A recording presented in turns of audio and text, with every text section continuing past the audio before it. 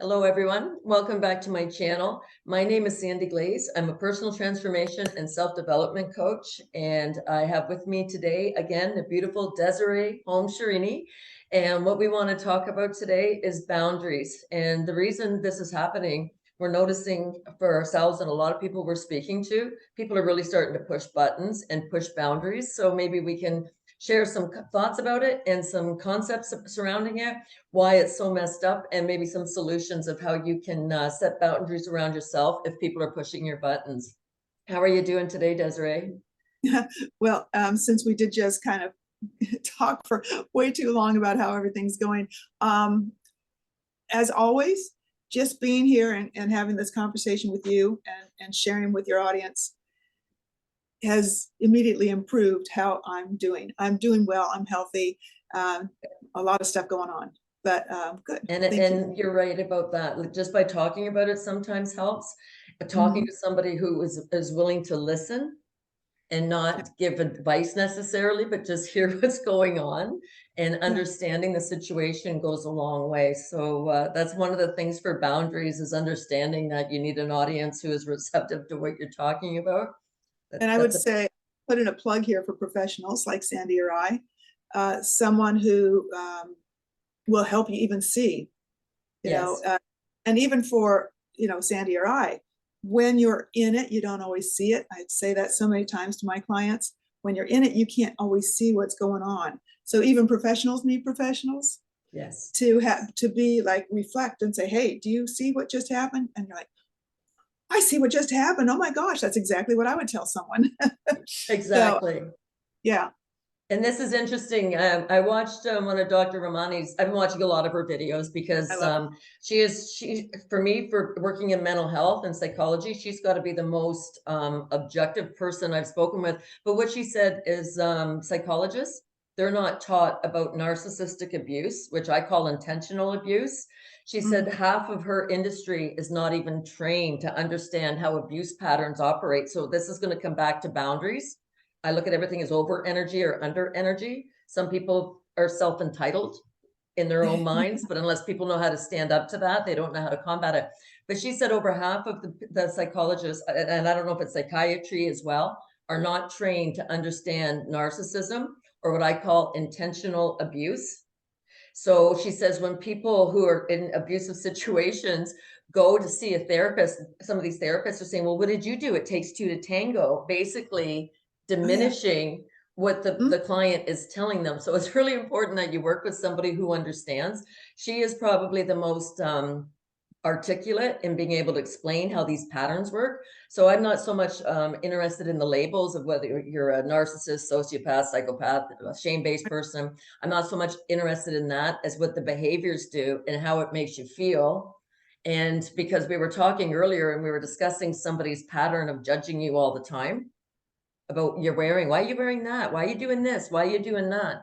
That is indicative of a narcissistic, it's a bit narcissistic behavior to always be judging the one who doesn't need to sit there and judge others. And it's almost like a power play. So that is really interesting, right? So boundaries, when we talk about boundaries, how do you define a boundary? And so I'm going to ask you what you think about this as well, but I define a boundary. It's an imaginary line where one person's rights start and stop, and where the person you're communicating with or interacting with, their rights start and stop. And to understand a boundary, you have to understand there's physical boundaries, emotional boundaries, what you will do to somebody or how you make them feel, intellectual boundaries, what you're willing to say to somebody. There's sexual boundaries, and you can tell when a relationship is changing. And if it starts to turn sexual, then you have to set new rules on that.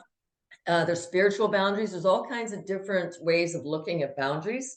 And within all those boundaries, there's violations that people can put onto somebody else. They can project onto somebody else. So you almost like you have to know yourself really well, know what your rights are, understand when somebody's trying to make you feel bad, or if you say something you shouldn't say, catch yourself. And then if you need to apologize, you apologize for it, but then you have to stop doing it. That's the part that people don't. You're right. Yeah. What are your thoughts on boundaries? What's your experience with them, or what's your thought on them? Yeah, actually, when we decided on this topic, I was thinking on that. And I was thinking about how some people to create a boundary for themselves, how comfortable it is or not. And I think I mentioned that to you. We could talk about how uncomfortable it might be for some people to begin to establish boundaries when they have not before. And we'll get to that. But so establishing boundaries, I thought about how some people will move. They will leave, like you were talking to Laura Eisenhower, and she made this reference to leaving, a certain family style, family element, and like going out on the wild because it was so difficult to establish a boundary within a certain environment that it just, it's a lot of work. So I think boundaries are sort of, almost like these malleable things that, especially emotionally, interpersonally, that sometimes we let it go a little closer. Sometimes we, if you picture that human bubble thing, right? And Yes. someone gets in your space. So sometimes it's, you allow something to get a little closer and then you're like, no, no, no. And sometimes you push it way far away, either physically you move or you stop talking to someone or whatever it takes sometimes to reestablish this comfort zone. And I think the clue to knowing when your boundary is being invaded is how are you feeling about that person, that place, that event, that job, whatever it is. How are you feeling when you're around that? Do you get that pit in your stomach feeling like, that you should feel whole and safe. And if you're not feeling whole and safe, then check your boundaries.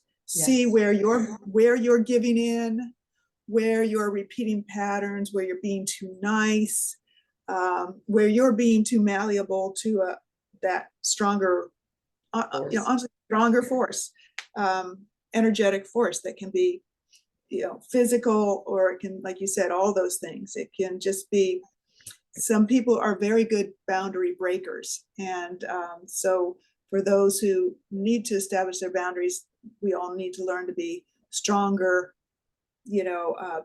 reinforcers. Yes, we do. And when you talk about that, excuse me, when you talk about the reinforcing your own boundaries, it always amazes me that we're not taught about boundaries in any of the concepts that we've discussed. We're not taught about it in childhood. We're not taught about it in teenage years. We're not taught about it in colleges or universities. And the reason why, because the people who want to cross your boundaries don't want you to know that if you have boundaries, it makes it more difficult to push you around and control you. Mm-hmm. So there's two aspects of boundaries. One is setting up defenses and understanding your rights. And the other one is understanding when somebody else is infringing on your rights. Because I think we talked about this a little earlier as well. We don't see them coming because we don't think like them. The self-entitled people we don't think like them. We don't need to sit there and manipulate. We don't need to control. We don't need to win at all costs because that comes at a cost. But there's people out there who are like that and they spot us. And I've said this with different people I've been speaking to lately, and I'm sure you and I've talked about it as well. The battle we're in is between the battle of the empaths and the narcissists. The self-entitled people who will take and take and take and don't care. And it was interesting. I was speaking with somebody this morning and she's telling me what she's going through. She had a cough and she's had it for a while, but when I started reading her energy and I said, grief is coming up. And then I said, anger's coming up. You got to get angry. And I asked her, those, do you remember, I don't know if you remember when we were younger, you had a clown that you would blow up. It was about 3 feet and it had a weighted bottom. And if you hit it, it would pop back up. I go, you need to get one of those and take this out physically. And I said, if that doesn't work, go get a pool noodle and beat on a wall or something. Like just, you're not going to do any damage, but get this out. Like there's no reason to go and confront anybody, but you need to address the anger that's in her. And then it came up afterwards that it was disgust. And she started talking about the people that she's around who are trying to manipulate and power play. So she reads it correctly. She understands. And how she set the boundary when people were telling her things she was doing, she goes, I just got silent. And then they tried to justify what they were doing again. And she just never answered. And then she said, oh, look at the time, I have to go. And what I said to her was, she still set a boundary by not being aggressive, but I said, there's no way the person you said that to didn't understand. She knows, you know. And then I came up with another person that she knows. And he told her what he was doing. And his justification was basically he was paying off a government official to get a benefit. And his idea, his mentality was, well, if you can't beat him, join him. Everybody's doing it. If I don't do it, somebody else is going to get ahead of me. So these are the justifications for crossing boundaries of his own ethics, his own integrity. Yeah. And the other one is, if I don't do it, someone else will. Same thing. This is what self-entitlement sounds like. So what's missing within all these frames of mind is self-entitlement. And yes, the world is backward, but if we're going to change it, we have to stay within the integrity. We have to stay within the morality of right and wrong. And you don't do it because it's wrong. So then the one fellow, what he was doing, I'm not going to explain what the scam was. He tries to get his daughter involved so that he's got control of her. Oh, wow.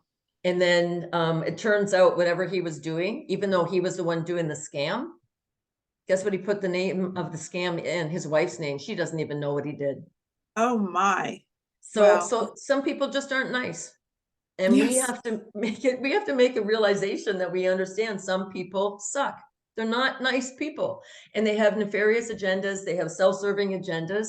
But what happens is they spot us. They know who the people are who don't see them coming. And what happens, it creates you're going to be victimized one way or another. And even if it means you're just going to be diminished or demoralized. And we were talking about them always judging. Why are you wearing that? You're doing that again? Why does that matter to you? You're so sensitive. We got to learn to get arthritis in our middle fingers. Just, oh gosh, why are you judging me? So we were talking about this earlier, that you're going through it, and I know I've been through it, and a lot of people I'm talking to are going through this. And we look at it like, why do you even care? It's not the problem. They need something to put you down on so that they can feel superior to you, so that they can judge. And I was speaking with a man last night that was getting this from a neighbor. One of my clients was getting it from a neighbor, and she was mocking him because he was getting some renovations done outside. And what had happened was her daughter is friends with his son, but she went home and said what was going on. And this woman comes out and goes, "I hear you're having problems." Like almost excited. Yes. And it's like, but he's learning. Yeah. He doesn't see them coming. But he stood his ground. He goes, "This is amazing. I got to meet really great people, and they did it right and didn't cost me." Like, you know what I mean? Like he looked after it. She sends him a text. "I hope you didn't take that the wrong way." And I said, she knows she was being a bitch. She knows what she said, exactly. So, but they always put it back on you. So why boundaries matter. So I'm not here for the narcissists. And some people are of the opinion that narcissists are just victims too. No, they're not. They're harmful people. And I don't care what happened to anybody anymore. It's your job as an adult to grow yourself up, heal whatever it was that hurt you. And sometimes they keep surfacing, but don't cause pain to somebody else. Yeah. And I found a really neat channel on Instagram. I think I posted it on Facebook yesterday, with this guy. He turns it on himself. He calls himself a toxic a toxic empath, because he took other people's stuff. And I'm like, no, you're still blaming yourself. You're an empath that didn't see it coming. You're trying to help these people. They know what they're doing. And this is what people don't understand. They know what they're doing, but they look at it that they have the right to take it from you because you don't know what they're doing. Right. And it was just interesting listening to him say, "It's not my job to fix you." And that's what I think the new mantra is going to be for the empaths. It's not my job to fix you. You're fucked up. Okay, sorry that happened to you. I don't care what your story is. I've even seen victims, and Laura and I were talking about this, victims of abuse come out and try to hold themselves off that I have more say than you because I was hurt more than you. No, you don't. Oh yeah, I've had that come across from some people.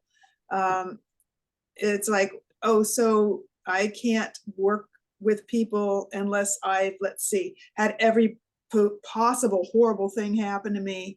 You know, they're like, well, you don't understand this. And I'm like, so you're saying a doctor needs to have had heart disease, kidney failure, liver damage, brain damage, in order to be a good doctor, or he can't help you? Right. So like, it's really interesting. And these are not clients, you know, these obviously clients, trust me. They're almost victim narcissists. People have some sort of a issue of either, I don't know, jealousy, or again, this diminishment that if I'm, you know, succeeding, they need to find a reason to say why I don't deserve it. Yeah. Yes. So it doesn't matter what's happened to anybody. And by this point in time on planet Earth in 2023, everybody's been through something, but it doesn't give you the right to sit there and hold yourself up as you got more say than somebody else. And I had somebody tell me she was abused in a school system. So she had more say than me on something. And then she turns around and says, my children were abused in school system. Oh, And she's special. I'm thinking, so she has more say than me. She's trying to justify that she has more say than me. And you can't say this to a victim of sex abuse, but it's like, okay, it happened to you, but you're stupid enough to put your kids in there and let it happen to them. And I go, where are your kids now? Are you homeschooling? She goes, no, they're at school. You can't tell a victim they're stupid.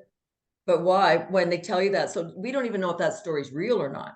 And I'm not saying I'm not saying to doubt victims. I'm not saying that at all. Some are, but what I find, the ones who are genuinely victims, they're very meek, and they've told so many people and nobody's believed them that they're nervous telling you. They're not sitting here going, I have more say than you. That's not the mentality of most people that I know of, that I've worked with, who've been victimized. They're very meek, and they tell you because they want to see how you're going to react. Are you going to go like this and shame them even further? Or are you going to say, it's not okay that happened to you, but let's see what we can do to get you back on track? That's what we're supposed to say, right? But we're getting to the point, we're talking about boundaries, but you don't take it from anybody, right? Yeah. Yeah. So a lot of the boundaries, again, Dr. Ramani, as she articulates so well, but she talks about like shaming, trying to get you back under control. Do you remember that thing you told me? Well, that explains why you're all messed up. Oh. So boundaries. Okay, so this is a point, I wasn't planning on saying this, but one thing she talks about is vulnerabilities.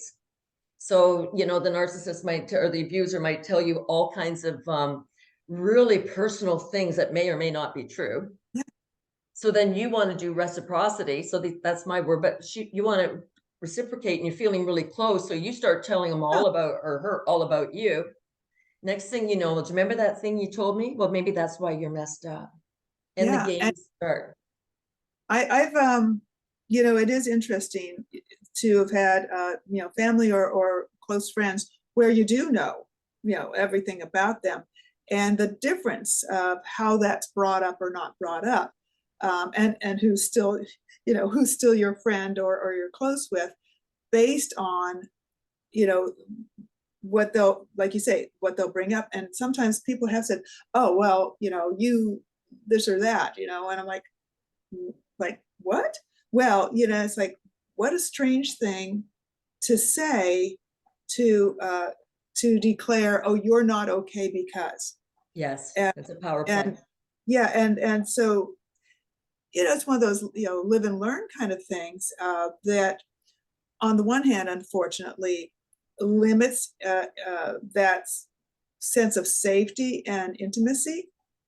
Yes, but also on the other hand, you know, that it also helps us be more aware of, you know, people's intentions and also privacy. That as we know, not everyone will have your best interest at heart. So I think it's a lesson to watch your people you're involved with and just really pay attention to what they say about other people, yes, what they tell you about other people. And, you know, I've, especially with a few clients, I was telling a friend of mine who's just started in hypnotherapy, I said, by the way, here's something to watch for. And I said, unfortunately, you may not know it until after several sessions at life coach or hypnosis. But I said, the one to watch for, and I said, I've had it 2 times in all these years. But once the person said it, I was like, doing, ding dong, is when they say, you're just like all the others. They're diminishing you. Well, that was after I said, I don't think I can help you any further. I don't feel like we're making progress. And I don't think it's fair for me to keep taking your money when I feel that we've come to, you know, the end of what I can help you with. Here are some suggestions for you to follow up in another area. And that's when one person said, you're just like all the others. You're giving up on me too. And this was not a game. Yeah. And so the idea that it's like, oh, that's interesting, this mindset and I forgot how I segued to this, but what they say, and of course, in the therapeutic process, what they say about others, I could turn on that radar a little more to see what where they are on that scale of maybe some sort of a personality disorder issue, maybe. And some people who have money, they will go to a therapist or a coach and continue the problem, because even though they have the money, they don't have somebody that will listen. So they're paying you to sit there and keep them in victim status. Exactly. And I can think of a woman who I worked with would do this. When she would cry, she'd go like this and make sure I was watching her cry. I have a lot of people who cry with different things. But anyways, it got to the point, by the time when the session was over, she'd be at the door and she'd be thinking about what her next problem was. It got to the point where she hasn't even got out of the chair and she'd be thinking of her next drama. Yeah. And it's what like, was they wanted to stay the victim. And when I yes. said, I don't see you breaking out of this pattern, with everything that we've done. And it was that there was a secondary gain, a higher purpose to stay the victim rather than to come out of it and with everything. And own her own stuff, right? Or own her own stuff. And after all this time, there was only 2. And I was like, oh, the goal was for me to help the victimhood continue. So anyway, listening to what people say. So for boundaries, for understanding, before you let somebody in to your little bubble. And this is, a different sort of scenario when I'm working with somebody, obviously. Yes. But even clients, even for a professional, how can I have cut that short sooner? Maybe been a little more direct. Maybe say, what, even been more, you're sounding like a victim. Is that what you want to be? Trusting your own intuition. And I'm not turning this on the genuine victims. You've had a few experiences, I've had experiences. Yeah. The idea is that they're playing you. It doesn't matter if they come at it with force or they come at it as poor me. It doesn't matter. The idea is they're playing you. That's the common denominator that we're talking in boundaries, right? So we're not victim blaming. I want to make it clear. Neither one of us, I know you're not going there either, right? But I want to make sure that's not what we're talking about. And people, when you have genuine questions, then if you're working with somebody who has integrity, they're going to give you a genuine answer. And I was working with somebody on the weekend and, we just took a break and we're sitting out back. And I said, boundaries are one of those things. We're talking about boundaries. And I said, there's things you tell some people, but not other things. And I had this conversation last night. This woman who was making the comment to this guy, she was using her daughter, I think, to find information from the other guy's son. So I showed him made suggestions on how to set boundaries with his son, because he wants to include his son in what he's planning, but not to let this person know by not telling the daughter. Right. Who's the friend. The daughter doesn't mean anything wrong. She's a young girl, supposedly very nice girl, but the mother asks her questions and pumps her for information. Yeah. So then that's missing the Joneses, the neighbor thing, right? Yeah. So it's really important that we keep those kind of things in mind too, right? But what I said some things you tell some people about, and some things you don't tell everybody everything, because you don't know what's going to be used against you. You don't know if somebody's going to be secretly jealous, but those boundaries are internal as well. And I always say there's 4 things that are nobody's business: my spirituality, my politics, my sexuality, and finance. But look what's happening now with this thing. Oh, did you get it? And I just blown away how many people will ask me. Who cares? And bullying, one way or the other. Now that and it's no longer a emergency here in the US anyway, as of like last week. But yes, it's even like you say, it's my health. And when you talk about boundaries, when we first started this, I think you froze Desiree, up a little bit. Are you frozen? You are too. Can you click your mouse on your screen? You're frozen on my end. I can hear you, but I can't see. You're not moving.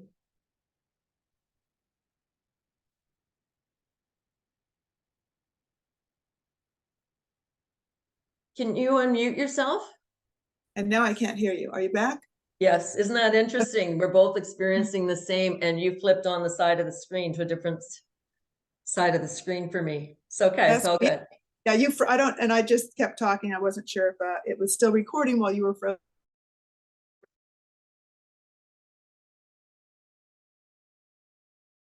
Okay, there we go. Isn't that interesting? So I can't hear you again. Can you say something? Okay. So Now you're back. yeah, so isn't that interesting? You're talking about the internet connection and I haven't had any problems with that. I'm contagious. So this is going to be interesting. So it's going to come in two parts, but I'll put the two of them together and make one video out of it again, right? But it's really interesting when we're talking about boundaries is understanding that the intention sets everything. And, you know, I wrote something here. Every once in a while, I go back and look at old stuff. I wrote this in 2021. The fallacy regarding mental illness. Abusers aren't mentally ill. They're ill-intended. Intention is everything. And when one is ill-intended, they go out of their way to inflict pain and suffering on others and always reflect blame on the innocent party. Always. It's always your fault. And do you remember Little Rascals, Alfalfa? Yes. Do you remember that? So one of the episodes, Alfalfa did something he shouldn't, and the father put him across his knee and was going to give him a spanking. And Alfalfa put a book in the back of his pants so he wouldn't get hit. And the father goes, "This is going to hurt me more than you." And my I dad highly doubt it. Say that again. My dad said the very same thing when I got a spanking. Yeah. It's going to hurt me more than you. I highly doubt it, right? Oh, So then, so I've talked about different things in this, you know, reasons vary. So not in that example, but it may be so they can get ahead financially, attain a higher position of employment or in the community, or just plain because they get off on the kill of emotional, psychological, or physical bloodlust. These people are out there and their numbers are staggering. Ignorance to the pain and suffering they are causing is no longer an excuse. They know. So interesting things as we're talking about these. So we're talking about parents somewhat, but we're talking in this example in the community, like in positions of like employment or what have you, or community, or look what's happening with all the control measures that were put upon us in the last couple of years, right? So, but so what I'm saying is they know. And this is where I think the empaths are going to change. Intentional. It's intentional. So we've been taught that hurt people.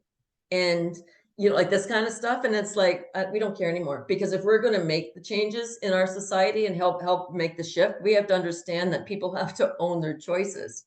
So that, you know, coming back to the boundaries again. So that would be an example of what we're describing with the spanking is a physical boundary. And some people say you have the right to hit kids. We're not going there. We're not telling people what to do. But it's just the psychological aspect of this is going to hurt me more than you. Really? I highly doubt it. And knowing that. So Right. can you talk a bit about emotional boundaries, or just experiences with that, or people trying to power play, or advice on what to do when people are pushing your buttons? Because sometimes they'll do that intentionally too. I think as we had a couple words about before putting the record on, that there are people that are people pleasers. I will self-identify as a recovering people pleaser. People Pleasers Anonymous. And I should start a chapter. And where it stems from, maybe that takes some more self-awareness as to where that pattern began. But I guess as an empath, as and even the field I've gone into, you know, I really do enjoy helping other people be happy. That's my thrill. You know, I enjoy seeing someone benefit or enjoy themselves and be happy from my work. You know, anywhere from, you know, doing painting commissions or teaching painting to see people enjoy and improve, to working as a hypnotherapist and life coach, seeing that huge shift of them saying, wow, you know. So as a people that falls in that people pleaser, I'm not like, oh, I just want me. What helps me is being a people pleaser in a way.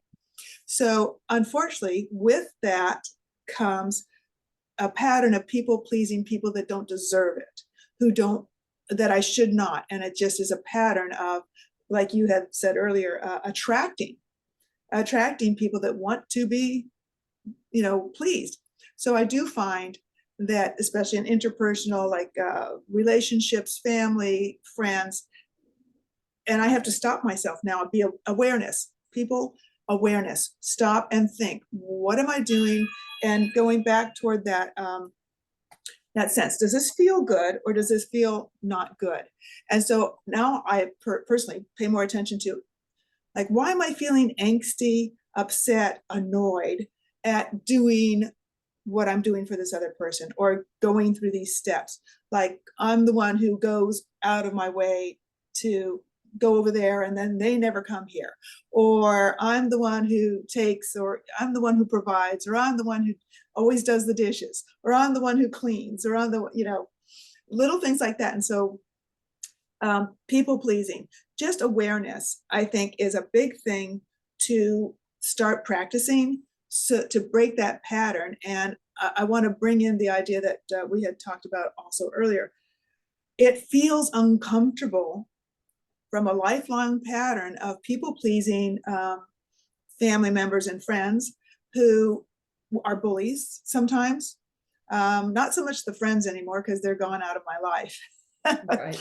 Sometimes there are people that are used to, because of the family dynamic, used to being the boss and expecting to be the boss and expecting the same pattern of behavior that I've always had, which is, okay, oh, I'll do that. All right, I don't mind.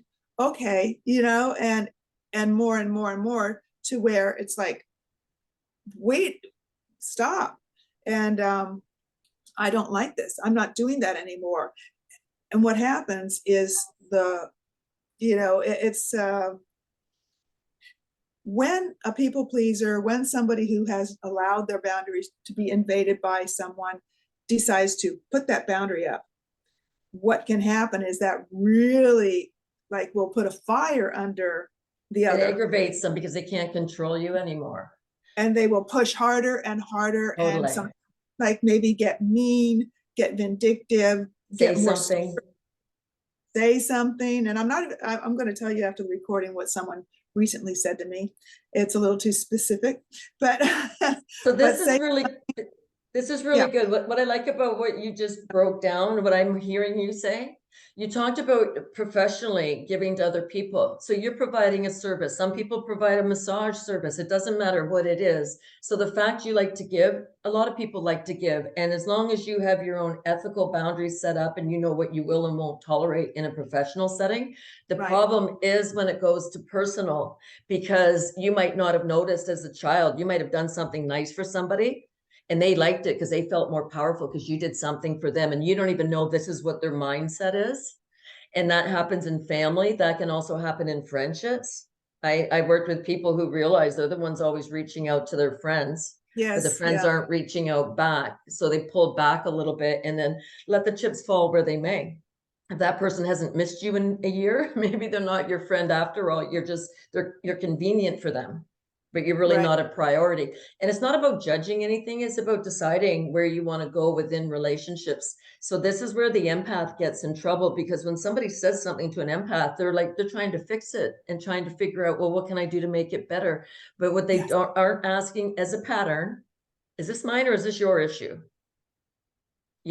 So doing the dishes, I used to do this at Christmas. I have 3 sisters and a brother who all had kids. So I would get up and start doing dishes at Christmas. Well, next thing you know, I'm helping making Christmas meal and I'm doing the dishes. They all have kids, but they actually they actually thought they were better than me. This is how fucked up families are. They actually thought they were better than me because I did the dishes. Are you fucking kidding me? Are you that shallow? And you Yeah. realize, so then I had to set boundaries with them so I wasn't Molly Maid. And I'm like, is this what we're reduced to, this level of immaturity? And the answer is yes. Sometimes you Yes. have very Yes. immature That's right. siblings. Sometimes the answer is yes. This is what you're down to. And I remember my brother-in-law coming up and he goes, about time you stood up for yourself. And I'm like, are you shitting me? Like, you guys are this shallow over dishes? This is what esteems you? And we have to look at these people as what they are. They're shallow, insecure, immature, but they can't stand up and just say, no, let's work together. So this is what the problem is. We've got so many, I'm not going to use this example as narcissistic, but we have so many people who are also competitive, trying to get ahead on stupid little things. Oh, But the yes. empath doesn't see this coming because we're just trying to be nice and just have fun. But we have to understand, we have to set the boundary for ourselves of what we won't tolerate. Mm-hmm. And this is Yeah. what we're not great at doing. And sorry, what I'm saying to you, professionally, you have no problem setting a boundary because it's not as emotionally charged as what a family would be or loved And ones. that the pattern isn't there with the particular, with any, Totally. you know, There's mutual and respect. I have my different brain on, you Yes, know, we have our different worlds, you know, just like if I'm sitting on the sofa in my, you know, lounging pants, I'm a different person than I am if I'm doing a presentation. You exactly. know, I have I'm in a different persona. And when we're with our family or close friends, we are in a different persona. And that, you know, last week or last time we talked about powerful men sometimes wanting to be the, you know, dominated in certain circumstances, if you know what I mean. And there's different parts of us that are expressed under different situations. And that old pattern that when we are, and here I'm going to have you start talking about normal versus familiar, that old pattern we fall into. Everybody knows it. Just like you were talking about, when you're back with family, that's why holidays are like, sometimes Stressful for people because there's because power plays. we all fall back into these patterns of who gets away with what, who's always the helper, who's you know, always doing the cooking and the cleaning, who's nice, who's not nice, who, right? Right. And it's hard to break those old patterns.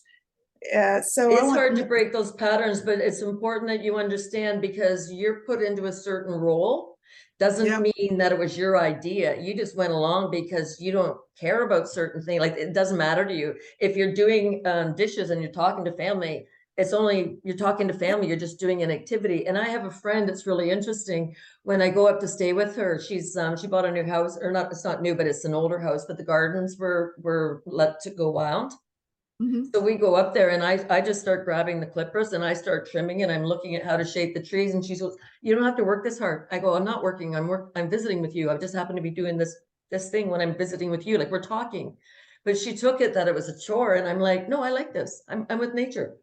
So everybody's got a different expectation for what you're doing, right? But it's really important that, especially when you're with family, that if somebody has picked favorites in the family, that creates a dynamic that makes the person who's not the favorite, that esteems them, affects their esteem later in life. And so Mother's Day, I wrote a little post or whatever on Facebook, and I started talking about shitty mothers. I didn't get too many comments on it, but we've got to start looking at this, because, so you're talking about holidays. Some of these holidays aren't great for some of the people. Oh And yeah. I worked with a lot of people lately that I'm clearing the mother energy. So one of them, her brother moved in a couple houses down, and he's sending her psychic attack. When he sees her driving down the street, he will cross the yellow line as if he's going to hit her and pull back over. Oh So my he gosh. hates his sister, but why did he move in beside her? And as I'm clearing her, a while ago, it came up, it was the mother's energy. And she happened to be at her mother's house that day. The mother went away for the weekend, and she was at the mother's house, and I could not get a bead on her. I can get a bead on pretty much anybody. I just take intuitive hits, whatever comes up. You know how that happens, right? I couldn't get a bead on her that day. So we just talked for a couple hours and just shot the breeze, and just, just very interesting woman. Anyways, when we got off the call, she packed up, did whatever she was there to do. And when she was leaving, she opened the door and her mother was standing there. So her mother knew we were talking about her. Yeah. So I'm shedding light on the mother, because I'm like, why is your mother coming up? So then this just happened a few weeks ago, and I've said this story a few times. We're talking about her brother, and I go, "It's your mother." And I go, "Your mother didn't protect you. She got off somehow on whatever your brother was doing to you." So, and I go, "It's your mother who's created that. She allowed that to happen." And when we finished our Zoom call, she was at work that day. She went out, and one of the people that was in the office also working that day said, "Your mother stopped by." And she goes, "My mother never stops by." Weird. Right when the call is on. So we're saying we're not cutting anybody any slack anymore. These people know what they're doing. And you mentioned men. I really want to make it clear, it doesn't matter to me if you're male, female, indoor plumbing, outdoor plumbing, if your behavior's offside. So there's a pattern that we always blame the men. Men are responsible for what they do, so are women. So then the last session I had, or not the last session, the one before that, I'm talking to her, and she's at work again. And then she said, my mother called when we were on the call and she wanted her to do things. Well, it turns out she wanted her, she sent her on a goose chase. I want you to go to the neighbors and either pick up keys or drop off keys and then get the mail and take the mail over here and then go and mail it. And just had her, as long as she had that girl running. Yes. This woman's probably in her 50s now, so her mother's probably in her 70s. As long as she had her kid running, her child running, her adult child of immature parents, she felt in control. So what we're saying is these people know what behaviors they do is offside. It doesn't matter if they're men or women. I can give you countless stories of when I'm talking to people and I'm trying to help them set boundaries, that the mother will start going and get the one example, the grandmother. So she was the mother of the daughter, but when the daughter had 2 children, she ended up using CPS to get control of the 2 children. So the grandmother raised her 2 children. Well, when I'm working with her on boundaries, the mother has the grandson call his mother and say, Grandma wants you to talk to her. And she's like, I don't want to talk to her right now, because she realized all the things her mother had done to her all her life. So she had to clear the grief, clear the acknowledgement that, holy shit, I didn't even know that was going on. I didn't see it. Like you said, you need an outside perspective. So this is going on. And so she says, I'm not talking to my mother. Well, next, her daughter calls her and says, Grandma wants you to call. She says, I'll call when I'm ready. Next thing you know, this grandmother, so these children were by her first husband. She's currently with her 3rd husband when we're doing this work and clearing boundaries. She has the 3rd husband's sister. She calls her up and says that her daughter's hurting her. So she goes to her brother, who is the husband, to say, what is your wife doing to her mother? She's just not calling. Oh, she's so not horrible. calling, so she's not allowing herself to be controlled. But these are the games these people play. And what she's doing gonna, is she's breaking that pattern. She's breaking breaking the pattern. And she needed help because she didn't see the game because she's in it. So her husband comes up and attacks her and says, what the hell are you doing to your mother? And she's like, so again, this is the empath, people coming up and judging, but sometimes it goes back 1 or 2 layers of who's doing the manipulating and who's pulling the strings. So this is why boundaries, it's really important to know who you are, what your values are, what you stand for, that you matter. You're just as important as everybody else, regardless of what they think of you. I'd like to say that what they think of you is none of your business, but you don't know what they're going to do to manipulate behind the scenes, because that's what these people do. They all manipulate. And you talked about a few talks ago, you talked about that triangulation thing where they'll get the support of, Mary Jo over here. You know what she's doing? Will you talk to her? And like you just gave this prime example of the manipulator is going around sharing their perspective as the absolute truth and whatever's happening and what a bad daughter this is. And that if she's such a bad daughter and this woman has to go around getting everyone to convince her to call, why does the mother even want to talk to her? The mother needs to step back and say, well, let's flip that. If this was true, and you call it perspective, I call it need to have attention. Yeah. You call it perspective, I call it intention. It's the mother's intention to go to everybody because she wants that control. You call it perspective, it's not. Yeah, if she truly believes though, if she truly, believed her story, then she won't want to be talking to the daughter. Do you see what I'm saying? So people can test what someone's saying in that way. It's like, by reversing it. Why do you want her to call you? If she doesn't want to call you, why would you want her to call you if she's not ready to talk to you? What's behind that? So, this is interesting that you're putting it that way, because a lot of times it's the enablers, and Dr. Ramani did an episode on the enablers as well, that they get caught up and they play the game and they allow themselves to get manipulated, but they're not the ones who are going to live with the end result.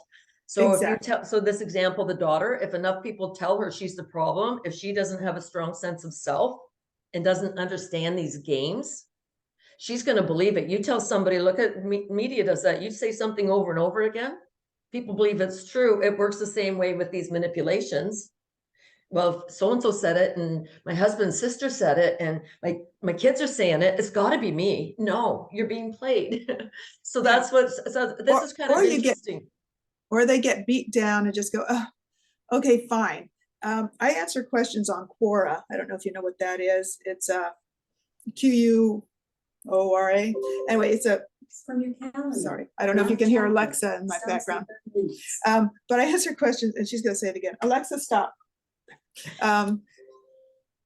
Anyway, I answered questions on Quora, and one of the more popular ones that people responded to was a question somebody asked: why do family members of narcissists let them get away with it? Why do they enable them and just go along with it? And the answer was, my answer was basically because when you're in the family with a narcissist and they are used to having their way, it's just so difficult to be in that environment. It's less painful. And this is where I want you to talk about familiar. It's more familiar, it's less painful, because to make that change and to stand up to them can be very, very difficult. It can be, cut family ties. It can be ostracized. It can be all these things we're talking about. But the end result is that you're out of it. However, people aren't willing to, just like why people don't exercise, or why people don't follow a healthy eating plan, or why people stay in a bad relationship, because sometimes the work that it takes to do to make that change is just too difficult. I want you to talk about familiar versus normal. Okay, I will, but I want to go back and just make a distinction from what you said. Not exercising or not eating well, that's a personal choice. But when you're talking being in a bad relationship, that involves abuse, that's somebody's behavior. Those are two totally different examples. So I really want to make that distinction and go back to the enablers. Some enablers, they get off on it. Some enablers, if you're being put down, they feel good about themselves. Some of the enablers are actually feeding the narcissist. Guess what she did this time? So it goes both ways. So you can have different degrees of narcissism. Some of them don't want to rock the boat. Some want people to look like it's normal. So if they put somebody down, that nobody's looking at them. There's all kinds of reasons why people enable. They're just as shallow and just as culpable as the narcissist, in my opinion. But nobody's called them out, because I haven't seen any psychotherapist call out enabling to the degree that Dr. Ramani does. Now, I've had this work. I did this work a couple of years ago, just observing surroundings and what I've gone through, what clients have gone through, and I start watching the games. And I was telling you earlier about this woman when disgust came up. It's disgusting to watch the enablers sit there and do nothing. And like Dr. Ramani said, sometimes the person who's the abuser will give financial perks out to people so they don't want to lose their perks. So that they're going to sit there and let the abuse happen. Look at the school system and what goes on in universities. All these universities get grants to go and do these studies to keep the nonsense alive, even though they're giving out bad information. Doesn't matter what field of expertise it is, they're giving out bad information that's causing harm. But as long as they get their little perks, they're willing to turn a blind eye. So that's so you're talking. So I just want to clarify that I look at people's intentions.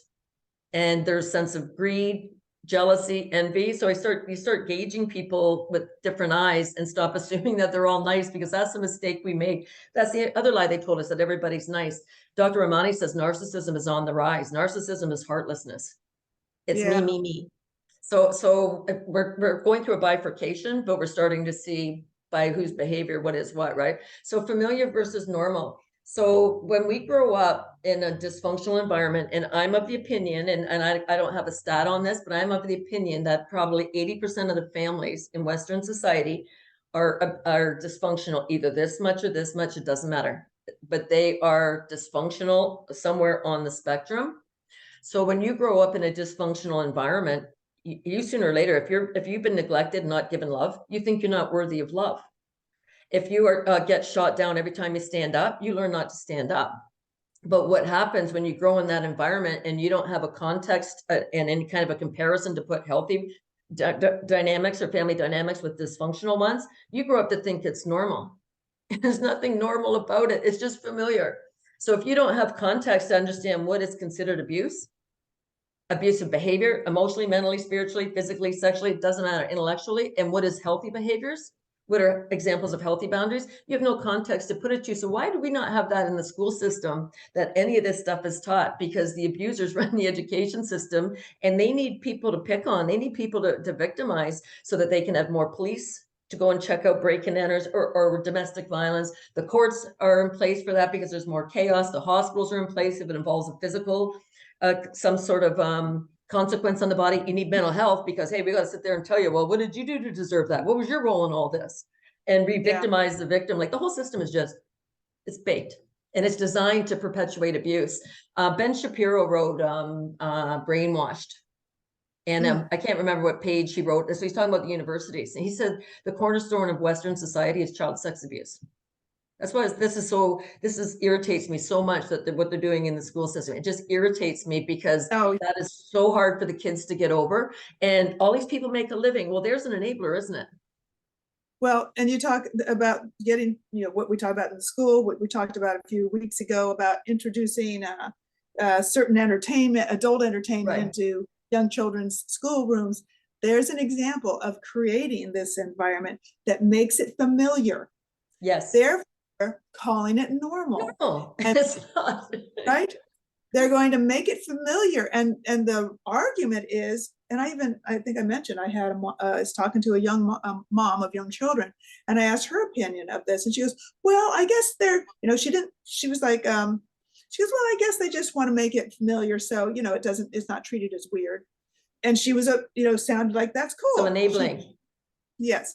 So they're making things familiar. And from familiarity, we start to interpret it as normal.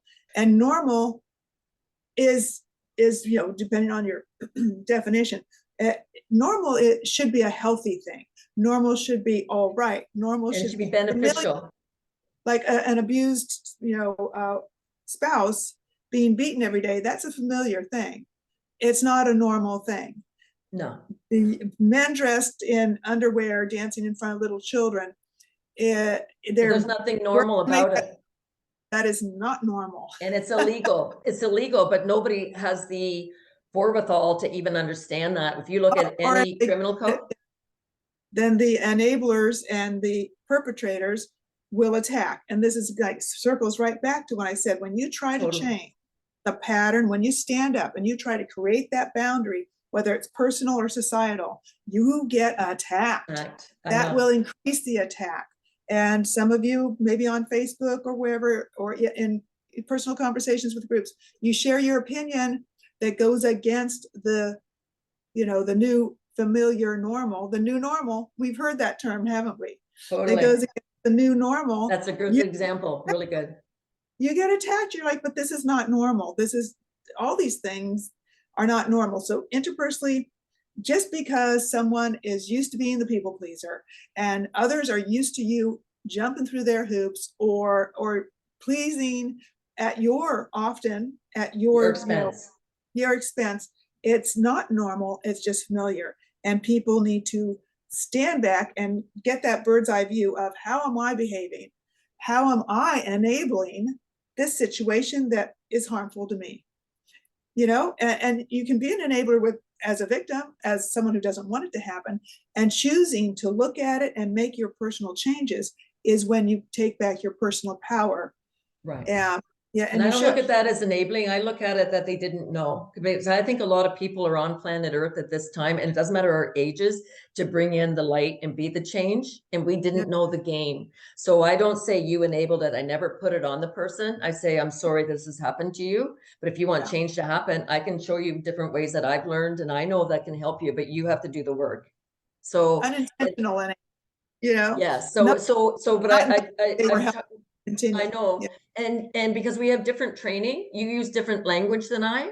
And because when boundaries are offside, this is just what I've learned. I like what you did before, because I kind of use that example as well. That's the way when you're with healthy people, it ebbs and flows. Sometimes one person gets more attention than the other. Maybe they're going through something. But when you're up against offside behavior, you're like this. It's a solid line. You do not vary from it, because they're going to try to sneak and manipulate and get you back in.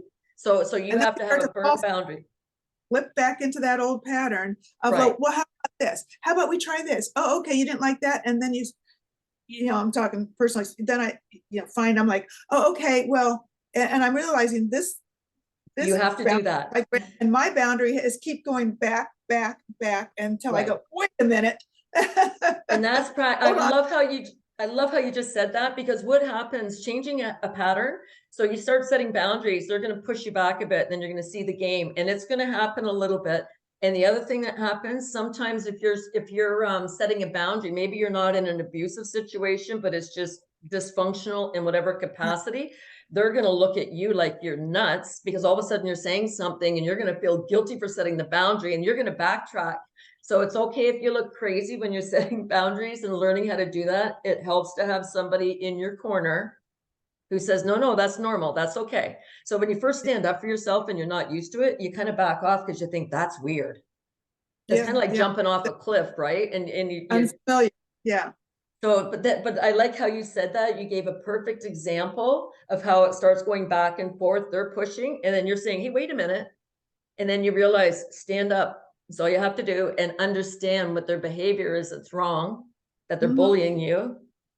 Do you remember what was the one time, what did I come up with? The one thing, one emotion I found in your field, defensiveness. Do you remember Mm. that? And you go, I'm Yeah, not well, defensive, which was defensive, but that was funny. expensive, darn it. But what it was in your field. So here's a really good example. And we're not gonna talk about the example, but defensiveness was in your field. But then I asked you, is this yours or somebody else's? Is it yours? No, it was somebody else's. Your defensiveness was caused by that person bullying you. So you carried the energy in your field, but it was because of the consequence of somebody's behavior. And once we started talking about that and you could see that, and then you look Yeah, and you think, why am I taking this shit? yeah, yeah. Why So, do I so feel like I have to defend myself? I right. And shouldn't, I you shouldn't have to shouldn't. feel. I should say, this is normal. It may not be familiar, but this is normal, and I'm okay with that. And that Exactly. talked about being just silent before. Very powerful to Yes. just sometimes just stand in your power And don't and be, engage. instead of that engaging. Oh, okay, well, because it's so easy to just slip back and try to please, try to accommodate the other when you notice no one's trying to accommodate Yes. the coming together. It's always like me, and it's like, oh, okay, I'll just be quiet then. Yes. And she didn't legitimize what the behavior was, which was really good about the silence. Okay, well, I gotta go. She didn't legitimize it. So that Yeah, person, she didn't control the behavior of the other. That's usually yeah, when you know you're up against somebody who doesn't have good boundaries. If they're trying to control the behavior, the actions, the thoughts, the emotions, or beliefs of another person. yeah. And I was speaking with somebody last night, and again, this example, he's like, why do they care? He goes, I don't care what my neighbors have. Like, I don't care. And I said, I know, but they do. And some people are just shallow. They're envious, they're jealous, they're greedy, they're cruel, but they care about what you do. And it's like, why would they care? Doesn't matter. They do. So you have to put up boundaries that they don't get the information that will feed them because you don't know where they're going to manipulate around you next. Yes, yeah, So this sounds like pretty nefarious behavior. I think this is common behavior. This is familiar behavior. It's common yes. everywhere. There's always somebody's petty, jealous, whatever. I've cleaned so many things out of people's energy fields, the jealousy. I can't remember. I don't think we cleaned it out of yours, but you've got people jealous of you. But we don't think that way. Because why would we think, why would they be jealous of us? But they are. But they are. Right. So this is so when we look at all of these things surrounding boundaries, and we hope this has given some insight to people of how this works. Now I pulled this off of Facebook. It doesn't have anybody to attribute the work to. So the mental impact of manipulation. So that's what the narcissism is. That's why you need boundaries, because manipulation is unseen. It's like oxygen. You can't see Oh, it. It's like the air, but it exists. Someone who is the victim of manipulation may feel depressed, develop anxiety, no shit, because you're being targeted, develop unhealthy coping patterns, because sometimes if it's coming from more than one source, and you can have a narcissistic family dynamic. So if you have 8 people in the family, 6 can be narcissists. That means 2 are targets, but you're getting it everywhere. Constantly try to please the manipulative person. So you're talking about that people pleasing, lie about her feelings. No, I'm fine. When you're not, but don't tell them what you're feeling, because they're just going to turn it on you. Put oh another yeah, person's needs before your own. Again, another form of people pleasing. When you're being manipulated, you're just trying to get by. Find it difficult to trust others. So that's a good thing, because you shouldn't trust other people until you know how to trust yourself. Because when you trust yourself, then you can start trusting, decide who you trust, what people for. In some cases, manipulation can be so pervasive it causes a victim to question their perception of reality. You're just crazy. And yeah. Oh yeah. I got it. You're gonna like what I have to tell you after this, but yeah. go for it. And also I always, because like one of my focuses, as yours is that inner our intuition, Mm-hmm. and get to understand and get feedback from our bodies to inform us. And I think the more people can like get that bird's eye view and then say, why am I feeling this way when I'm around this person? Why am I feeling this way about this situation? What's going on? Take notes, write it down, just like stream of consciousness, and say, oh, to get that aha, because as we've said, if you're in it, sometimes it's very hard to see it. And you step out and go, I just realized this person, and I hope some of the people listening will maybe get a new awareness of situations of relationships they're in. When you're in it, you may not see it. So you've got to get to know your reaction, yourself, and get a better picture of what's going on, and don't be manipulated. Yes. And it's not always as easy, because like I said, if it's one or two people back, you're not going to know. I'm also going to strongly suggest work with somebody who understands the game. Dr. Ramani's good. You're good at it. I'm good at it. I'm not saying there's not other people who are good at it. I'm not implying that, but trust your intuition. If you're going to work with somebody, is this person a good fit for me? Is this person understand the game? Because if you don't understand that this is an intentional attack on people who are unsuspecting, that person's just going to make you look like the asshole. And that's how this works, right? So it's really important. When my ex and I were going through marriage counselors. Oh, what a joke. My ex would say, well, I want dinner on the table at 6.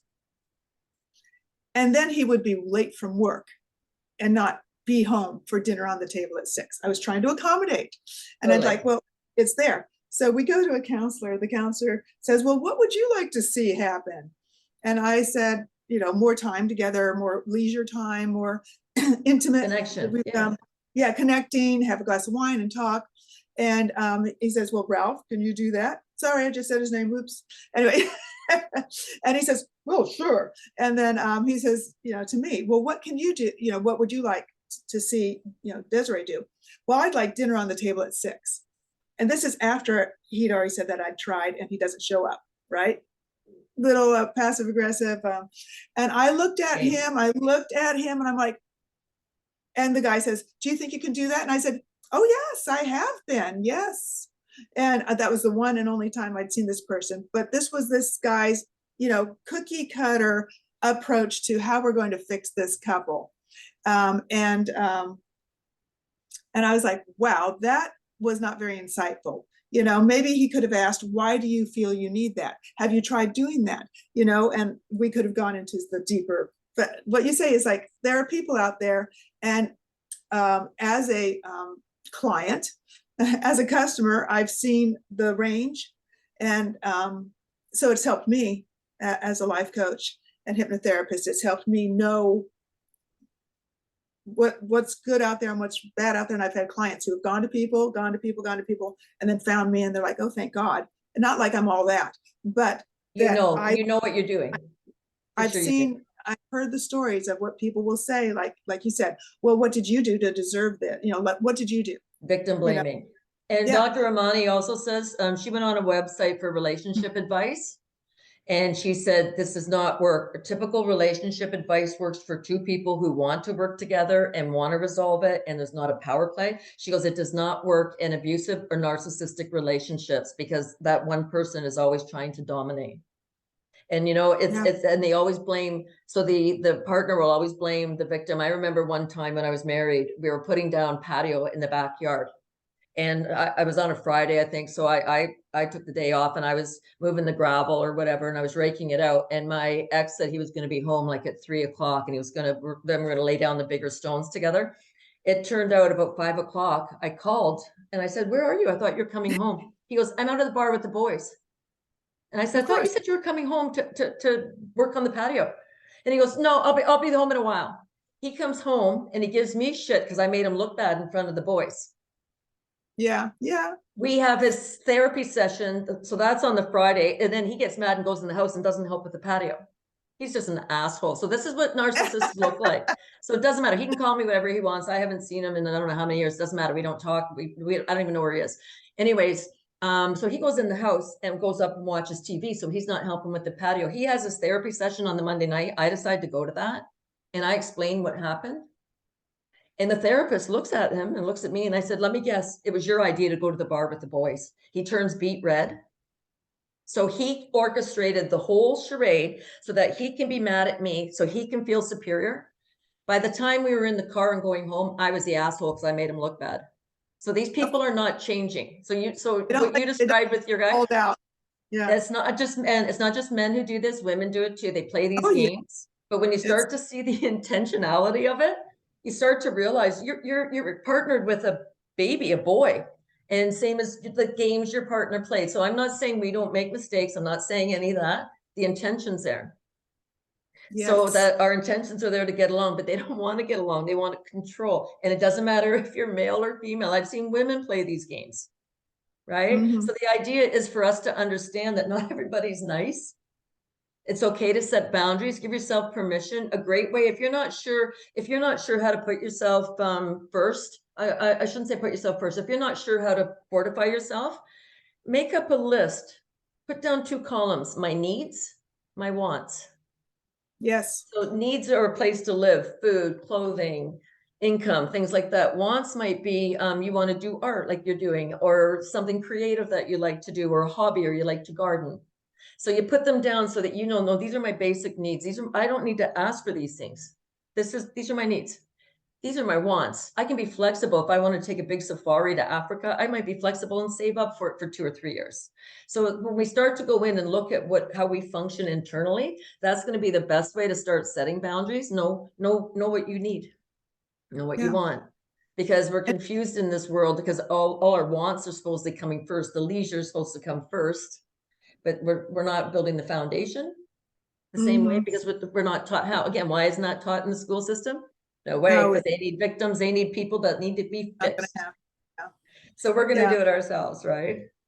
So I hope this has been helpful for people. Do you have anything, last things you want to say, Desiree, or do you think we covered it all? I there's always more, but I think we're good for this round. Definitely. And of course, More to as come. always, I'll put Desiree's information in the description box along with mine. If you have any questions for us, but it's really, we're putting the narcissists on notice. We see your games, and this is what is starting to happen as the veil comes down. We're seeing it at all levels in government. We're seeing it in family dynamics. We're seeing it in social dynamics. And this is what the good guys need. They need to see the evil intent. And I'm going to call it evil. That's what I see it as. Of harming other people to get ahead. And we hope this helps. So by all means, if you wouldn't mind, hit the subscribe button, the like button, share this with family and friends. Don't share this with the narcissists, because they're just going to come back on you and just tell you that you're wrong for even thinking that you and I know what we're talking about, right? So you're just opening up a can of worms. But share it with people if you know they're in a bad situation or a bad relationship. It doesn't mean you turn around and say it to the narcissist. You know, the worst thing you could say to a psychopath? I think you're a crazy. psychopath. You get half a second and you see murder in their eyes and you're like, Oh, I yeah. take it back. Black eye. Right. So they will hurt you. So you got to kind of suck it up almost, but and find ways to get out. But anyways, that's another story for another day.